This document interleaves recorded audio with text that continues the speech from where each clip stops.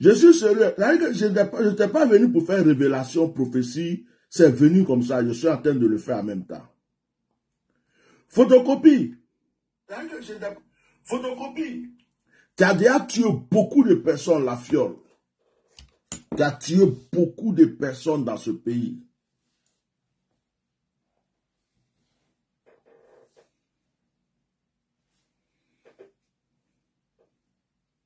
Ouattara est parti. Gon Coulibaly est parti.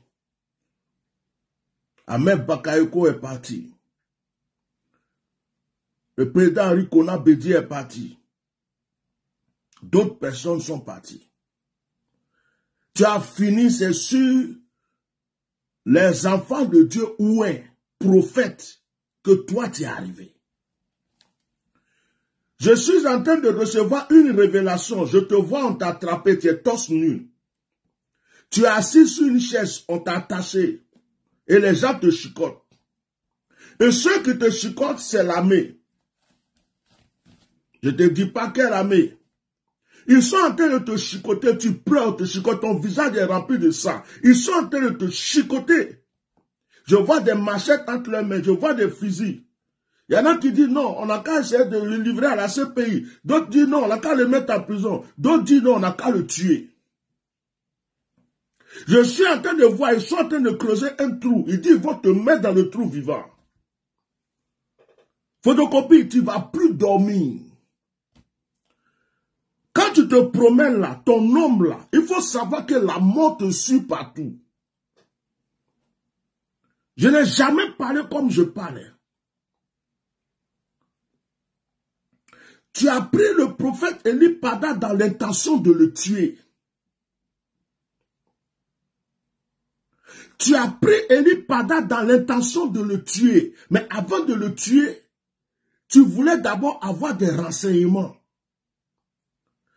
Vous l'avez proposé d'abord de faire partie de la franc-maçonnerie, de faire partie de votre groupe. Certains pasteurs ont cherché à le convaincre.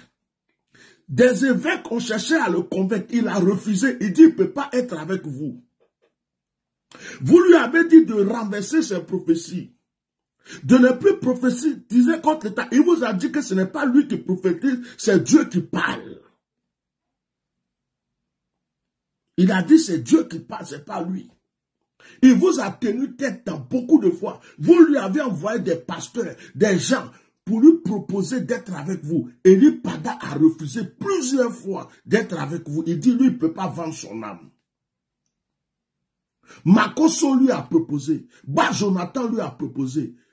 Même l'évêque là, il lui a proposé. Mettez des cœurs, ils sont en train d'attaquer le direct. Mettez des cœurs, ils sont en train d'attaquer le direct. Ils ont peur. Ils ont peur de moi, ils ont peur de ma bouche. Ils ont peur de ma bouche. Mettez des cœurs. Et l'enfant a refusé. Mettez les cœurs, soutenez ce direct, parce que ça c'est le direct, l'un des directs de leur fin. Et donc, vous étiez tellement contre l'enfant. Parce que l'enfant a révélé des choses qui se sont accomplies. Au début, vous ne le prenez pas au sérieux. Mais quand il a prophétisé pour dire que Henri Konan Bédié va mourir, et que Henri Konan Bédié va mourir par empoisonnement, et cela est arrivé, vous avez commencé à avoir peur. Quand pour le Congo est arrivé, vous avez commencé à avoir peur. Vous avez dit, mais est-ce que c'est pas lui là qui a dit que Soro Diom va rentrer? Vous avez dit, ah d'accord, on va lui demander comment Soro Diom va faire pour rentrer. Voilà pourquoi vous avez pris Eli Pada. Vous êtes parti lui poser des questions pour que Soro Diom Eli Pada vous explique de quelle manière Soro Diom veut faire pour rentrer dans le pays. De quelle manière? Vous avez pris Eli Pada pour aller le faire asseoir pour deux choses. Un, est-ce qu'il peut aller dans votre camp? Deux, il n'a qu'à vous expliquer comment Soro Diom peut rentrer dans votre pays. Vous avez voulu sacrifier Roseline Layo. Hey! On là, commencé à être terrible. Oh! Vous avez voulu sacrifier Roseline Layo. Vous avez voulu sacrifier Roseline Layo pour prendre son étoile pour la CAN et même pour les élections. Eli Pada a vu le sacrifice de Roseline Layo. Eli Pada a vu le sacrifice de Roselyne Layo. Eli Pada a vu le sacrifice de Roselyne Layo. Eli Pada a vu l'empoisonnement de Bitogo. Eli Pada a vu aussi la chute de Kakabe. Il a vu tout ça. Vous avez commencé à dire, mais celui-là, il nous dérange. Vous avez cherché à le convaincre pour qu'il soit avec vous. L'enfant dit, il ne peut pas être avec vous. Vous dites, si tu n'es pas avec nous, on va te rendre, on va te créer des problèmes. Quand l'enfant a fini sa retraite, il est venu. Vous avez appris qu'il allait faire une traversée. Or, pendant la traversée, il donne des révélations, des prophéties. Et vous avez consulté, on vous a dit que pendant cette traversée-là, il va révéler des choses très terribles sur la Côte d'Ivoire. La guerre, les sacrifices que vous avez prévu de faire, la mort de Bitogo, plein de choses. Vous avez dit ça là, on met la main sur lui. Cette traversée-là, il ne faut pas qu'il sorte, il ne faut pas qu'il prophétise. C'est là que vous vous êtes levé. Vous avez mis des gens devant chez lui pour l'attendre. Vous avez mis des gens comme on appelle, au programme, à la veillée. Je n'étais pas là-bas, mais je vais tout vous décortiquer tout de suite. J'ai commencé à praticaliser. Je vais vous révéler ce que vous avez fait. Vous avez fait ça. Eli Pada était avec ses pasteurs chez lui à la maison.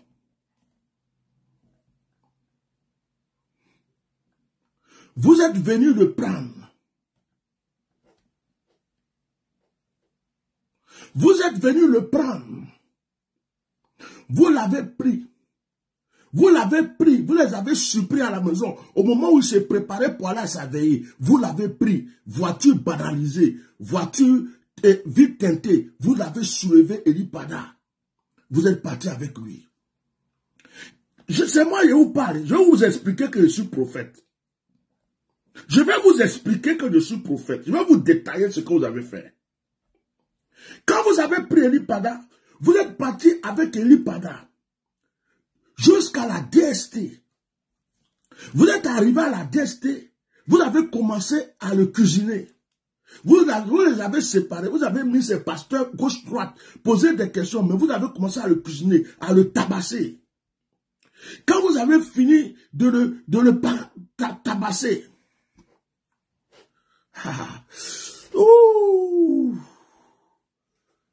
ça me travaille. Vous l'avez pris, vous l'avez mis à la Maca, au bâtiment C, dans un endroit en cachette. Vous l'avez mis là tout seul. Oh! Et quand on a commencé à donner les révélations, on a commencé à parler de sa truc, vous avez eu peur. Vous avez pris Eli Pada, vous êtes sorti avec lui la nuit, vous l'avez sorti de sa cellule, vous l'avez envoyé dans le noir là. Vous avez mis les phares de la voiture. Vous avez pris son téléphone. Vous avez filmé. Quand vous avez fini de filmer avec son téléphone, vous avez dit, bon, ça là, si on te tue maintenant, on sait que c'est pas nous.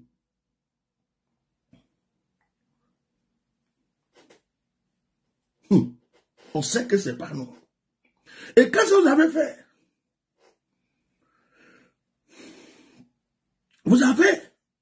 Vous avez voulu le tuer le jour où il a fait la vidéo là.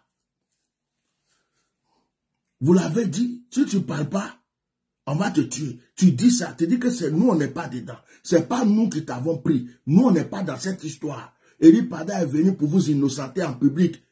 Le monde entier regarde, mais si lui-même il a dit qu'il s'est retiré. Comment quelqu'un peut se retirer et puis le monde entier est en train de parler de lui comme ça? Et puis la personne ne trouve pas un téléphone pour dire, oh, je suis dans tel endroit, arrêtez de crier, je ne vous dis pas où je suis, mais je me suis échappé, je suis quelque part. Eli Pada est entre vos mains. Vivant ou mort, il est entre vos mains. Le direct a attaqué, mettez-moi mes cœurs. Je fais exprès pour dire vivant ou mort, parce que Vous n'allez jamais nous présenter un cadavre un jour qui va être couché quelque part. Et puis on va dire que Eri Pada est mort dans la rue, que des brigands l'ont tué. Jamais. Si on ne le voit pas d'ici quelque temps, vous n'allez jamais nous dire qu'il a fui le pays de quelque part, donc on va plus jamais. Vous ne pourrez jamais nous mentir. Eri Pada est entre vos mains. Sa vie est entre vos mains en ce moment. Mort ou vivant, il est entre vos mains. Je vais vous dire une chose qui va choquer tout le monde.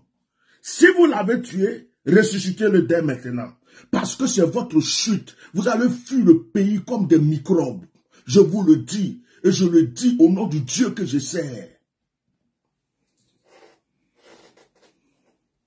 Vous avez minimisé la gloire de Dieu, mais vous n'avez encore rien vu. Vous avez mis des pasteurs en prison. On ne vous a rien dit. Vous avez cru que vous pouvez attraper un prophète loin de Dieu. Quelqu'un qui est loin de Dieu. Non, vous vous trompez. Et quand vous l'avez mis dans la forêt, et qu'il a fini la vidéo de mensonges pour faire croire aux gens qu'il s'est retiré quelque part, Dieu m'a touché, Dieu m'a oué. Il m'a dit, mon serviteur, va démentir ça. Va démentir ça. Dément ça, c'est faux. Mon fils est sous menace. Ils veulent le tuer. Dis au monde entier que c'est faux. C'est pas Eri Pada même qui est en train de parler. Il y a une menace sur lui. Ils veulent le tuer. Regarde ses yeux. Regarde ses mains. Et je suis venu décortiquer aux yeux de tout le monde pour ouvrir les yeux des gens. Pour dire aux gens. C'est faux. Ils veulent le tuer. Et quand vous avez vu qu'on a commencé à parler, vous n'avez pas aussi aimé que ses enfants sortent. Parce que quand ses enfants sont sortis, c'est là que vous l'avez fait sortir. Et au moment où on parlait, qui m'envoie toujours message?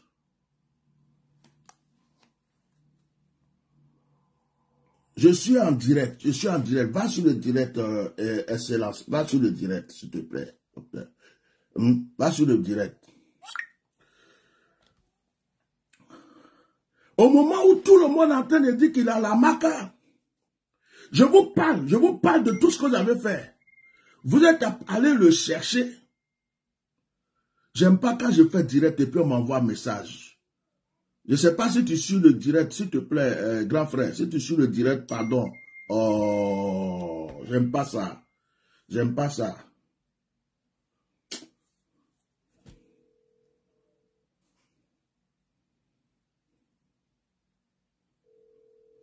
Je vais mettre en silencieux. Respectez mon travail, je n'aime pas ça. Je suis en esprit. Attends, je vais mettre le son en silencieux. Je suis en direct, s'il vous plaît. Je suis en direct. J'ai laissé un audio pour dire que je suis en direct. Ça perturbe le direct. Allô? Voilà.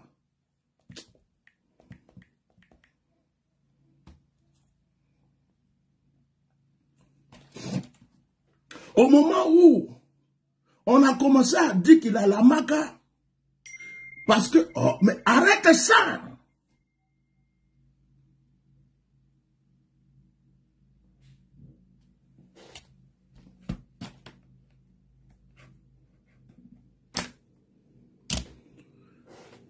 Au moment où on a commencé à dire qu'il a la maca,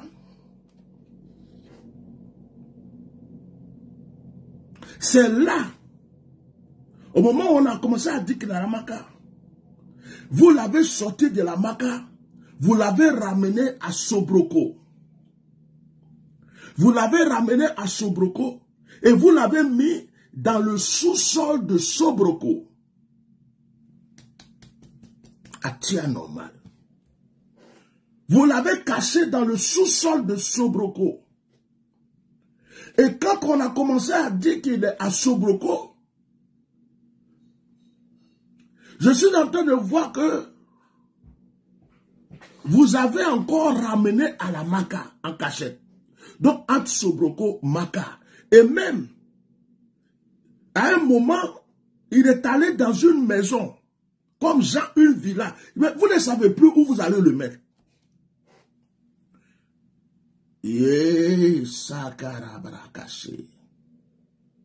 Bien aimé, ce que je suis en train de voir là, c'est pas bon, faut pas ça vous faire peur.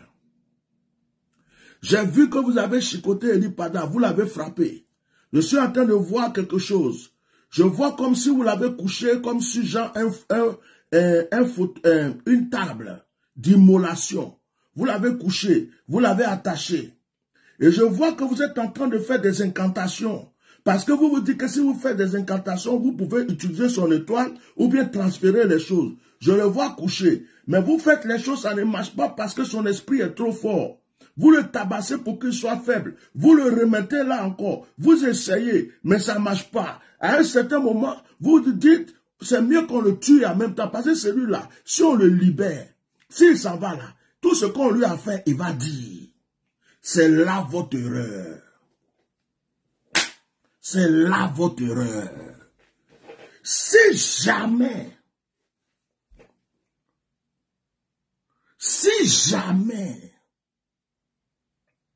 vous avez dit on le tue, et puis il ne pourra plus raconter tout ce qu'on lui a fait. Et si vous n'avez pas réfléchi et que vous faites ça, la Côte d'Ivoire vous vomira. Les mamans sortiront, les fils sortiront, les enfants sortiront. L'armée se tournera contre vous. La police se tournera contre vous. Dieu changera le cœur de toute la Côte d'Ivoire. Ceux même à qui vous donnez à manger se retourneront contre vous. Vous serez tués par les propres personnes que vous nourrissez. Dit Dieu.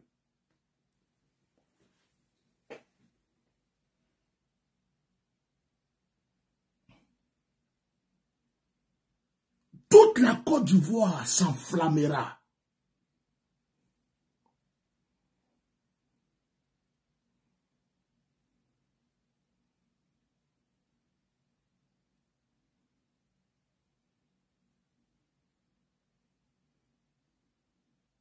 Vous serez surpris.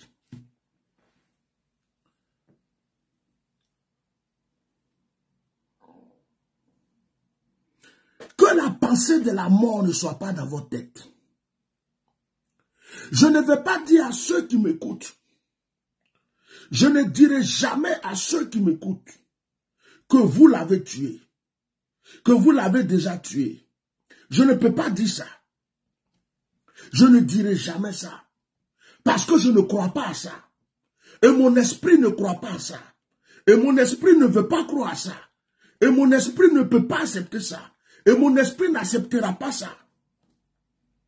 Je vous donne un délai.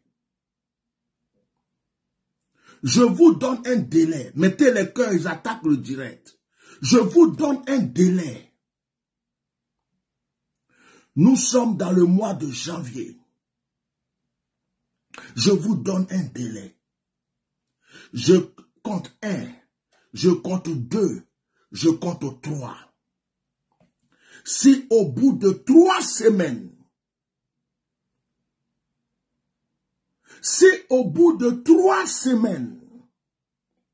nous n'avons pas vu Eli Pada vivant, chez lui à la maison, avec sa femme, ses enfants et son église, le feu de Dieu et la colère de Dieu va commencer à descendre sur vous et la nation vous vomira. Ce que je vous ai dit, si vous croyez que je mens, résistez. Quand je dis 3 semaines, quelqu'un dit 3 semaines c'est trop. Je parle par l'esprit. Je parle par l'esprit.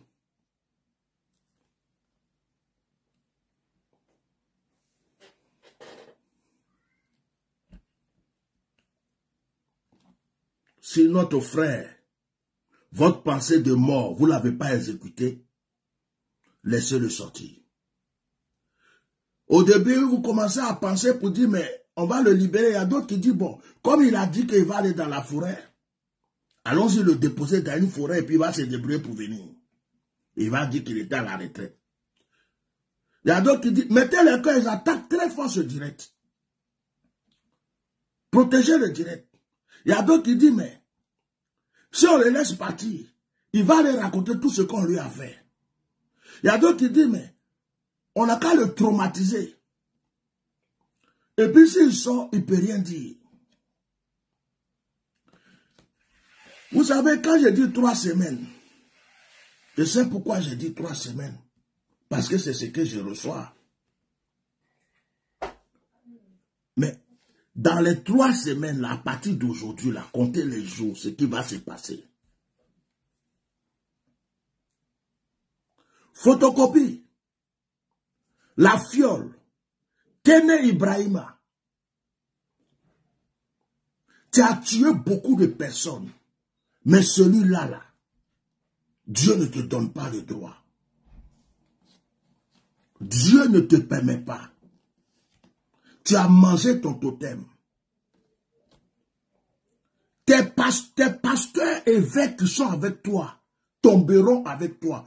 Il y a beaucoup qui fuiront le pays. Leurs églises seront vidées. Ils vont aller être exilés ailleurs. Ils vont voir la honte de leur vie. Ils ne s'arrêteront plus jamais derrière une chaire pour prêcher.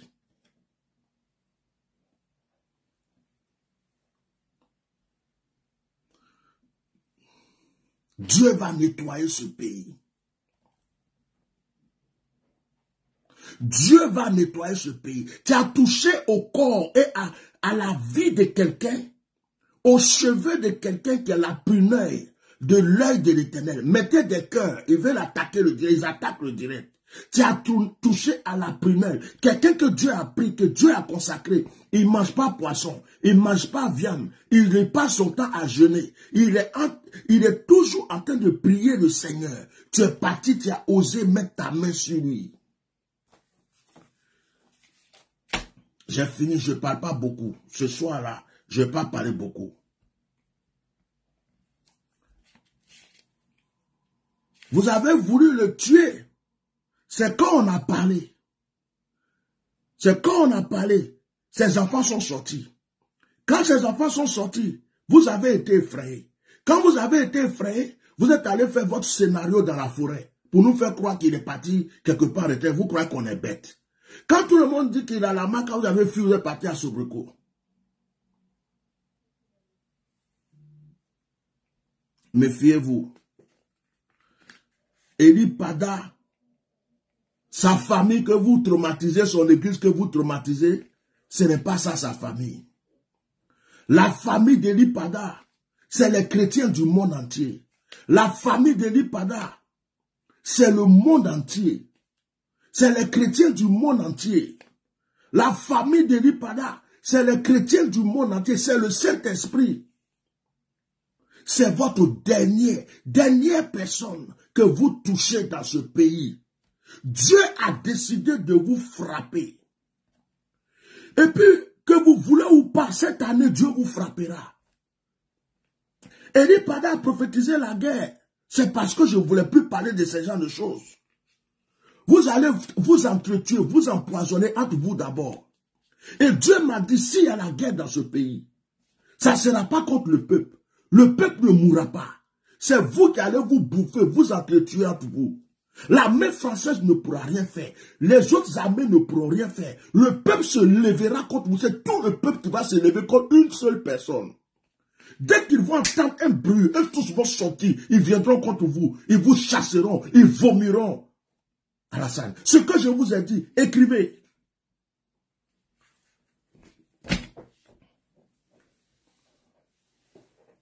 L'Esprit de Dieu veut que je m'arrête là pour ce soir. Il ne faudrait jamais qu'on entende que notre frère ne vit plus. Il ne faudrait jamais qu'on entende qu'il a disparu pour de bon. Il ne faudrait jamais qu'on entende que notre frère est venu, il est malade, il a un problème, il ne peut plus parler, il ne peut plus ceci, il a le pied comme ça, il a la main. Il ne faudrait jamais qu'on entende qu'il est venu, il y a un seul de ses cheveux qui est resté quelque part. On veut le voir intact. On veut le voir vivant. On veut le voir en bonne santé comme il était. Tout ce qu'on vous demande, c'est ça. Débrouillez-vous pour ça. Ce que je vous dis là, débrouillez-vous pour ça. Il y a des choses que je reçois ici que je ne vais pas dire, mais débrouillez-vous pour ça.